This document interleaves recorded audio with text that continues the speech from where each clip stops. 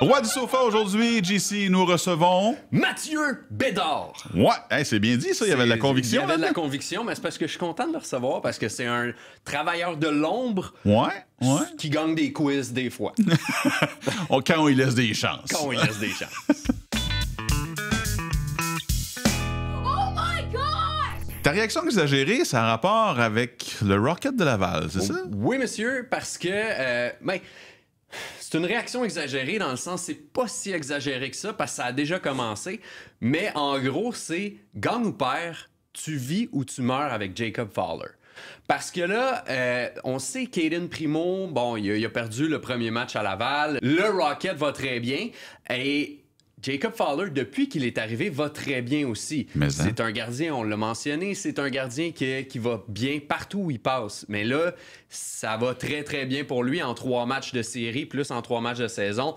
Très bonne moyenne. Il y a une moyenne d'1 but par match. C'est incroyable. Un taux d'efficacité de 953, c'est fou aussi. Et pour moi, c'est si en gagne 2 mauvaises de suite, garde-le dans les buts. Parce que non seulement c'est l'avenir, là, c'est du bonbon en ce moment. C'est des matchs de série, c'est des matchs qui comptent. Donc, c'est un développement incroyable pour lui. Et Caden Primo, on ne sait même plus s'il fait partie des plans. Tu sais, c'est un bon gardien. Il a été ultra bon pour le Rocket cette année. Là. Il y a 2 défaites en temps réglementaire, 2 défaites en prolongation ou en fusillade cette année. C'est incroyable. Le problème, c'est un...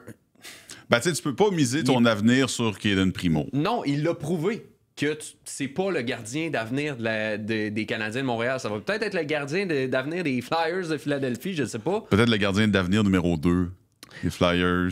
Oui, peut-être. Ouais, mais pas numéro 1. Pas numéro 1, Puis malheureusement. où ça va être une star dans la Ligue américaine. Ouais. Mais là, en ce moment, c'est gagne ou perd, tu vis ou tu meurs avec Jacob Fowler. Puis pour l'instant, tu vis pas mal. Ouais.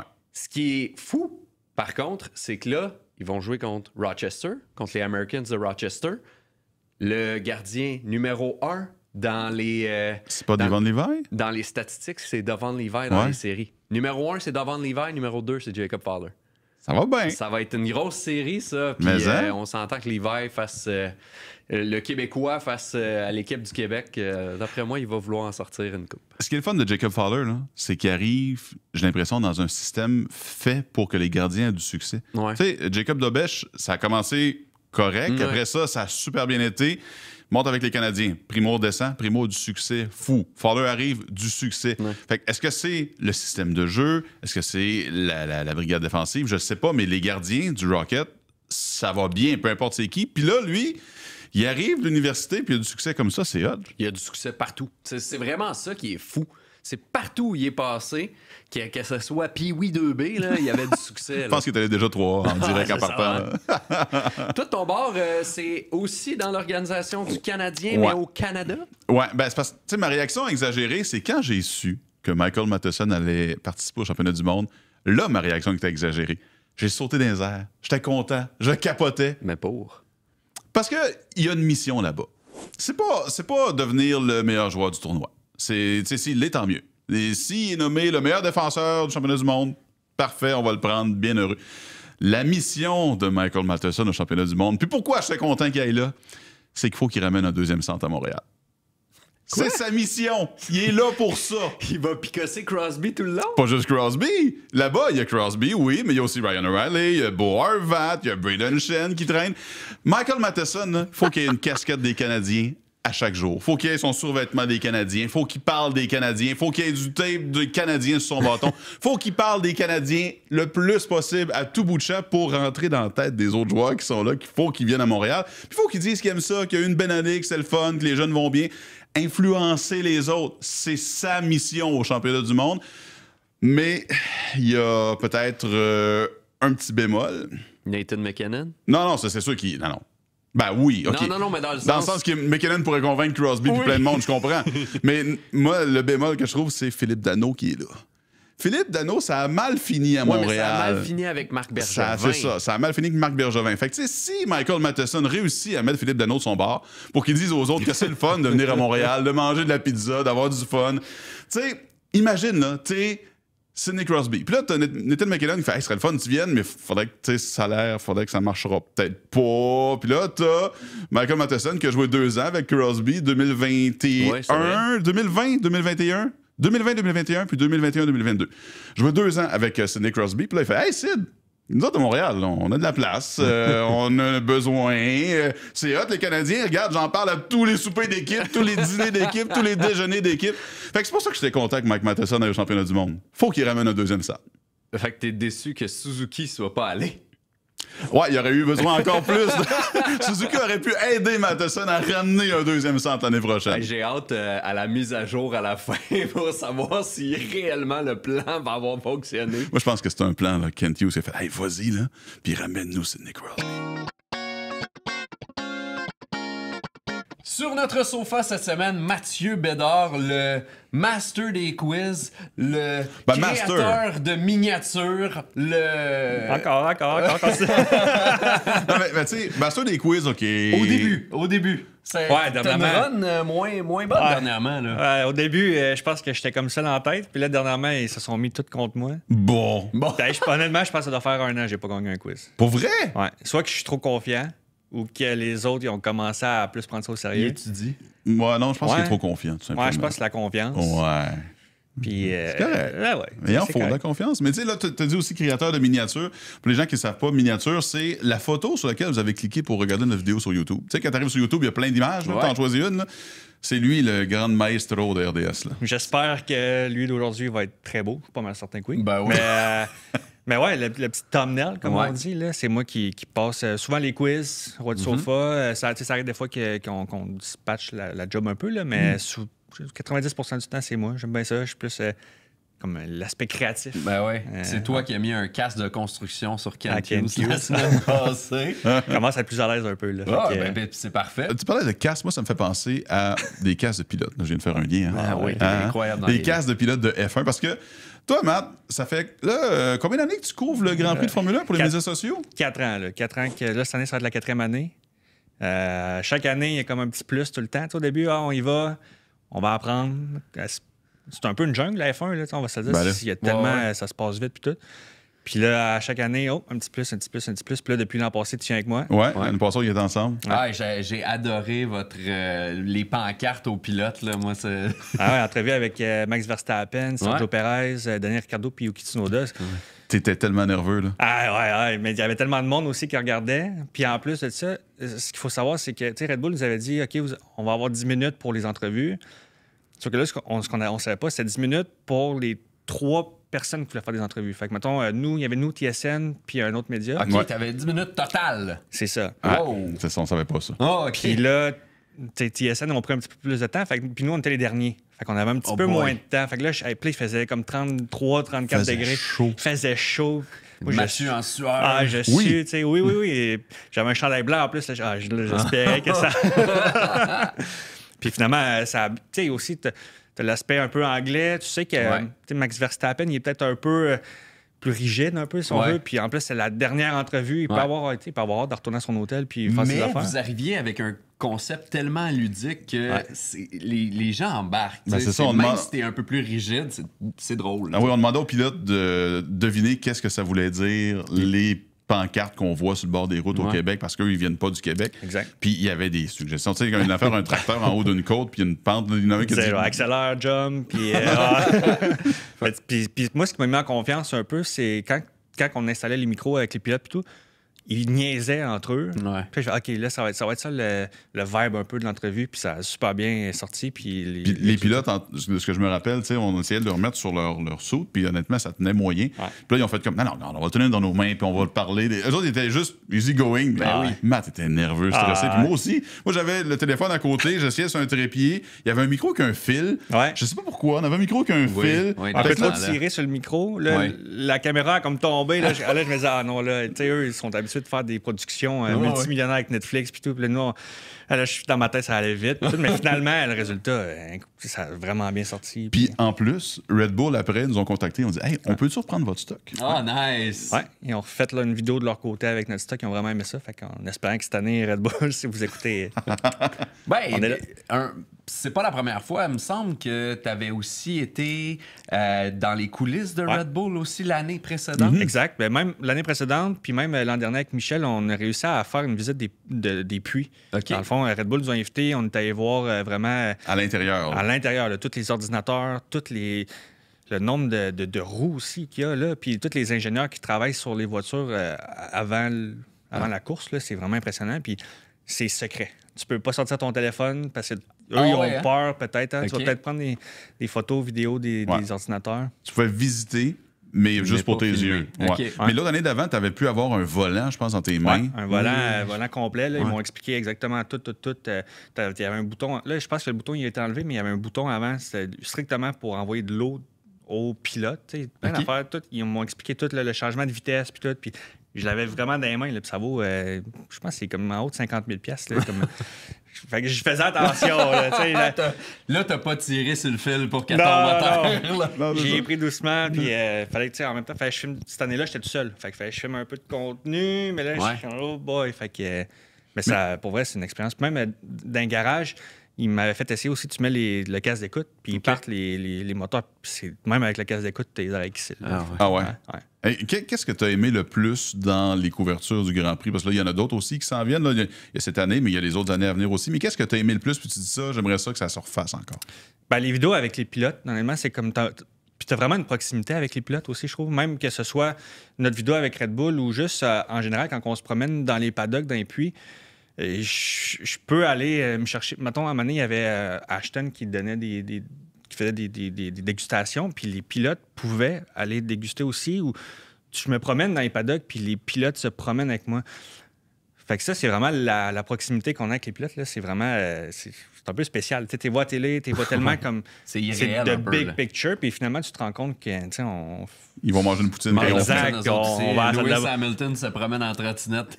On va à la salle de bain à la même place. Puis... Hey, juste une petite parenthèse sur Lewis Hamilton en trottinette. L'année passée, Mathieu et moi, on est dans le local en haut où RDS, on se place pour tout le week-end du Grand Prix. Puis là, il y a un caméraman qui nous dit « Hey, j'ai filmé Lewis Hamilton qui se promenait, puis il y a un agent de sécurité qui a demandé sa passe de sécurité. » Mathieu puis moi, on réagit, les yeux ronds comme des 2 piastres. Ben, c'est hot! Puis là, ils font, ben, c'est correct. Non, c'est hot. Puis ça a fait combien de millions de vues? Genre 3, 4, facile? Plus? Même 20. On t'est rendu à plus que 10 millions, facile. Sur toutes les plateformes 20. Puis le caméraman, je me souviens, après, il était comme, hey, c'est moi qui ai filmé ça. C'est moi qui ai filmé ça. Sergio. Mais, ben ouais, puis, tu sais, le caméraman, le garde de sécurité, je sais pas s'il l'avait pas reconnu ou si c'était juste comme, hey, ta carte, puis là, Lewis, c'est comme, je suis 7 fois champion du monde. Là, c'est ça, c'est des grandes vedettes comme ça qu'on côtoie qui, c'est excellent pour l'image de la F1, puis c'est excellent aussi pour RDS, puis pour l'expérience que des gars comme Mathieu peuvent acquérir. Là. À part, là, on n'en a pas parlé avant, là, mais à part la F1, y a-tu un événement que tu aimerais couvrir de cette façon-là, de plus proche? Oui, ben j'ai couvert le repêchage 2022 quand il est venu à Montréal, de la LNH. Puis ça, c'est vraiment quelque chose que j'aimerais peut-être, si j'avais l'occasion, de faire plus souvent. Les coulisses.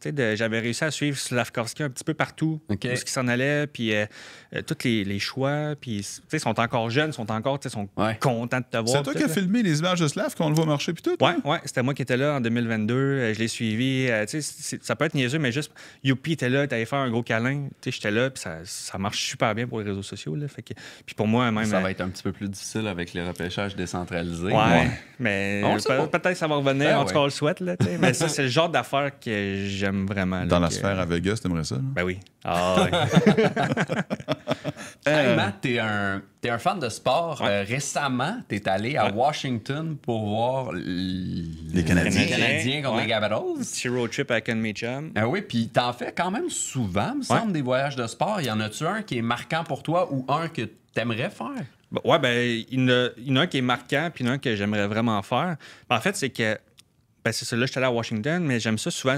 Au début, j'allais à Boston, New York. J'ai tout fait Montréal, Ottawa, Toronto, Boston, New Jersey, Islanders, Rangers. Tout le nord-est, là. Exact. Puis là, il y a 2 ans, je suis descendu complètement à la côte est. Je suis parti tout seul. Avec mon auto, j'ai descendu complètement. J'ai fait la Caroline, allé à Miami. J'ai vu les Panthers. Puis ça m'a vraiment comme ouvert un... c'est le fun. Il y a un petit bras que t'as poussé de voyageur sportif. Exactement. Puis j'ai vraiment aimé ça. Puis...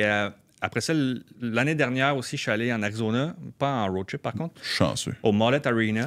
Un des derniers matchs au Mullet Arena. Puis je me disais, tu sais, un des derniers matchs qui va avoir lieu là, puis il y avait comme 5000 places, je pense, c'était vraiment petit. Puis je trouvais que c'est mythique, puis qu'éventuellement, j'aimerais ça en faire plus pour avoir ce genre de souvenirs-là. Puis mon rêve ultime, ce serait vraiment de faire une grosse boucle des États-Unis. Je pars, mettons, à Montréal, puis je fais toute la côte est, je fais le tour complètement, mettons, Texas, après ça, Los Angeles, tu remontes. Ça peut prendre peut-être un mois et demi, là, je sais pas. Ouais. Va être long, là. Ah ouais, mais ça se fait. Puis après ça, tu vas dire, il faut que je fasse le milieu. Après ça, le milieu, Chicago, Saint-Louis, peut-être, mais ouais, c'est vraiment... toutes les fois que je rentre dans un nouvel arena ou un nouveau stade, il y a comme quelque chose qui... Même si je suis tout seul, moi, ça me dérange pas de voyager tout seul. Là. Puis moi, on dit que c'est le fun de voyager pour aller voir du sport. Puis... Le préféré que tu as eu, c'était quoi? Je pense que c'était à Nashville. Je suis allé à Nashville aussi. Okay. Ouais, là, je n'ai fait... Je suis allé à Nashville. Rien là.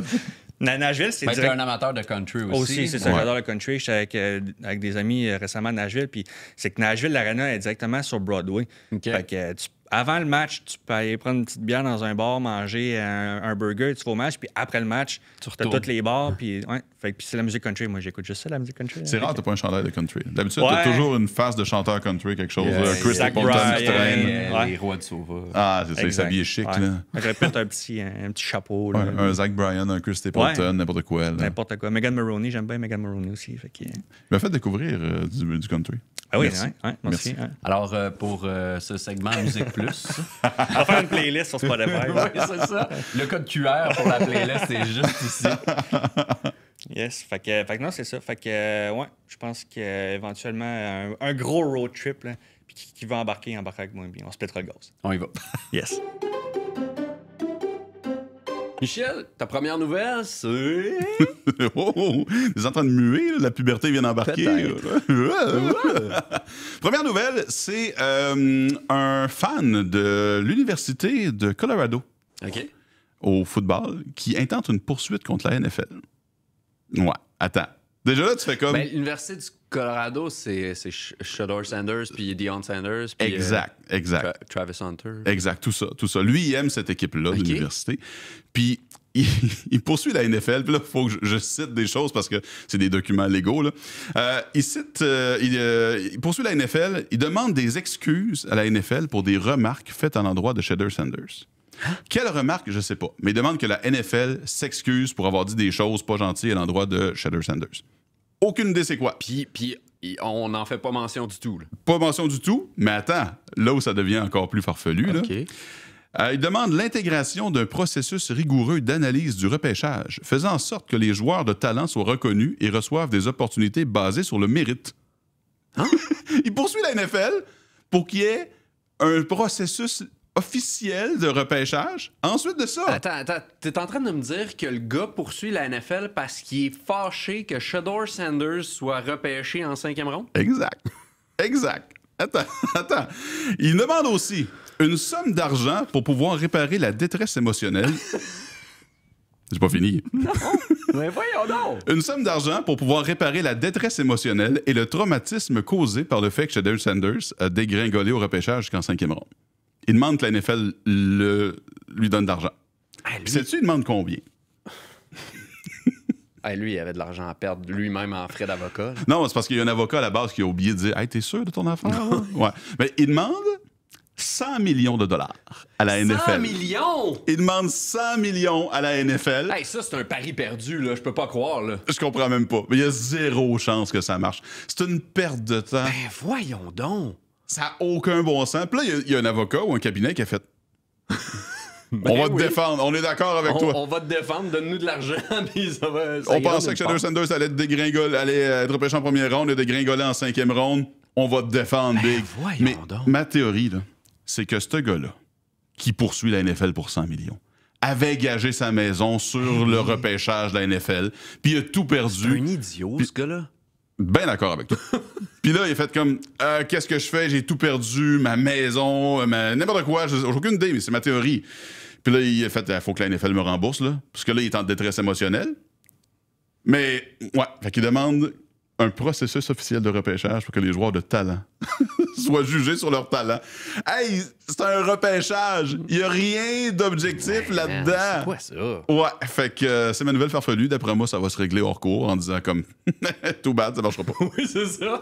Et puis lui, il va payer des frais d'avocat en plus de ça. Garde, ça n'a aucun bon sens. On parle d'un pari-ish perdu ou gagné. Là.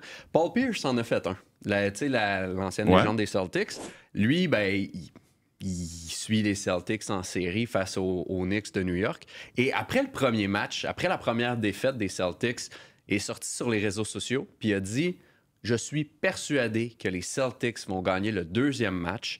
Et s'ils perdent le deuxième match, je marche de chez nous jusqu'au studio de Fox Sports 1. » Il reste-tu loin du studio? Il reste à 24 km du studio de Fox Sports 1. Et ben, les Celtics, ils ont perdu. Ils menaient par 20, ils se sont fait remonter, ils ont perdu. Et Paul Pierce a respecté sa parole. Ben. Il est parti le jeudi matin dernier. Là, il est parti le matin en marchant. Ça y a pris presque 7 heures. Il y a des partisans qui le suivaient parce qu'ils se mettaient des fois en live et tout sur X, je pense que c'est Instagram aussi. Puis il y a même Kevin Garnett, son ancien coéquipier, qui est allé marcher un peu avec lui. Puis c'est comme devenu un peu une événement. Un événement. Puis oui, finalement, il a marché de chez eux jusqu'au studio.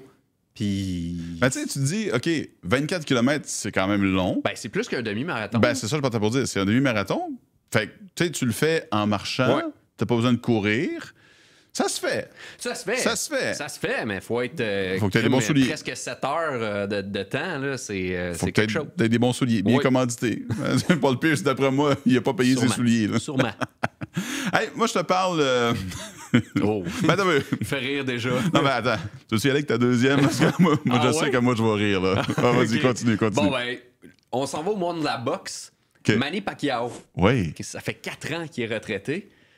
Ben, il revient. Il revient à la compétition. Il était pas devenu politicien aussi, Oui, lui? Il avait pris sa retraite. Il y a 4 ans, dans le fond, en août 2021. Il a perdu un combat de championnat du monde. Et après, il a dit... C'est terminé, je prends ma retraite, je me concentre sur la politique. Je sais pas s'il manque d'argent ou de la politique, ça n'a pas Probablement qu'il manque d'argent. Parce que là, à 46 ans, il a accepté, là, c'est officieusement, il a accepté un autre combat de championnat du monde des mi-moyens contre Mario Barrios, qui va avoir lieu... Tu sais, c'est officieux, mais il va avoir lieu le 19 juillet. Ça s'en vient vite. C'est officieux, là. Mais on vend des billets au cas où. Oui, c'est officieux. On vend des billets au cas où. Puis t'as à peu près 2 mois et demi pour te préparer à ton retour après 4 ans de non-boxing. Eh, pas là, hein? Fait que oui, Manny Pacquiao revient à la boxe. Et ce qui est drôle, c'est que juste avant le combat, il va être admis au Temple de la Renommée. Imagine, t'es admis au Temple de la Renommée, puis après ça, tu te fais knocker. Parce que c'est probablement ça qui va arriver. Ben, le combat qu'il a perdu il y a 4 ans, c'était par décision unanime. Fait qu'il s'est pas fait knocker. Mais il s'est pas amélioré non plus, non, c'est clair. Non, c'est ça. Ben non, depuis 4 ans. Là. Mais c'est sûr que c'est entraîné pareil dans son sous-sol. Là. Imagine, t'es boxeur, tu peux pas arrêter complètement. Ah non, c'est sûr, mais je veux dire, ça fait 4 ans que t'as pas boxé, puis tu reviens pour un combat de championnat du monde. C'est sûr qu'il va se faire tauler. Là.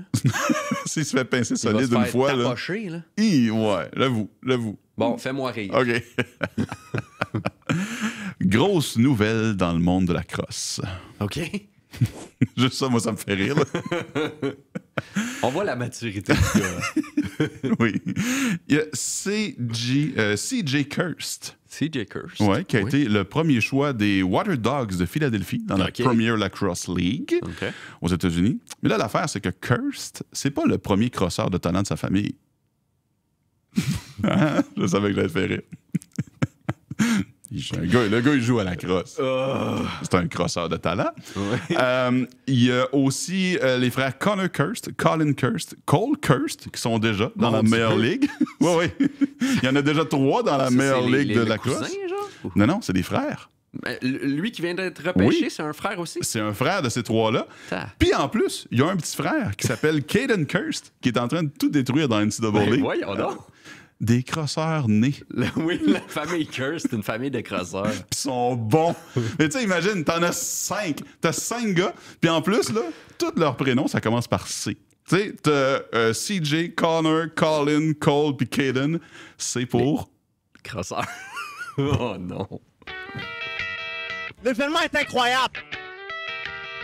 Regarde du sofa, Michel. J'ai encore des crosseurs. Des frères. Des frères crosseurs. Qu'est-ce que tu vas regarder cette semaine? Ah, samedi 17 mai, à RDS2, 14h, championnat du monde de hockey masculin. Oui. Canada contre Slovaquie. Il y a Pat Friolet qui est sur place. En Suède. Nice. Ouais, Pat Friolet est à Stockholm pour couvrir ça pour nous. Slovaquie, j'ai pas regardé. Uri, es-tu là? Non. Hey, la Slovaquie, là, eux, là, ça va pas bien. Là, non. Il y a plein de joueurs qui ont décidé de pas y aller. Il y a des gens qui parlent d'un boycott. Il y a des gens qui disent un boycott déguisé. C'est pas tout à fait clair pourquoi, mais il y a vraiment aucun joueur qui normalement représente la Slovaquie qui est là présentement au championnat du monde de hockey. Canada par beaucoup. Canada par beaucoup, probablement, à moins que le Canada dise OK, regarde, on va se laquer un peu pour se garder une chance pour plus tard. Là. Mais Canada-Slovaquie, ça risque d'être une solide victoire du Canada. Et je surveille Michael Matheson qui va nous chercher un deuxième centre à Montréal. C'est ça que je surveille aussi. Puis toi, tu regardes quoi? T'as envoyé Pat Friolet pour garder, pour surveiller, hein, Mike Matheson. Je il a appelé. Je dis à Pat, oublie pas, hein, faut que Matheson il parle à Sydney. Là. De mon bord, je surveille le basket de la NBA, les Nuggets contre le Thunder, et probablement qu'il y a le MVP de la saison dans cette série-là. T'as SGA chez Gilgeous-Alexander contre Nikola Jokic, et jusqu'à maintenant, la série, c'est du bonbon. Là. C'est 2-2 au moment d'enregistrer ça, et c'est des matchs serrés, à part un qui a été vraiment un blowout en bon français pour le Thunder. Ça s'est rendu en prolongation, ça s'est terminé par 2 ou par 5, donc c'est une très grosse série. Et le Thunder, ben on suit, le Lugans. Canadien, mais on suit Lugansdor. Ben donc on se croise les doigts, je prends pas de parti pris, mais go Thunder. Ça serait le fun. Ben oui. Imagine, là, si ça va très bien, là, puis le Thunder gagne le titre, mettons. Faut dire qu'ils sont probablement l'équipe, ils sont partis comme l'équipe à battre. Là.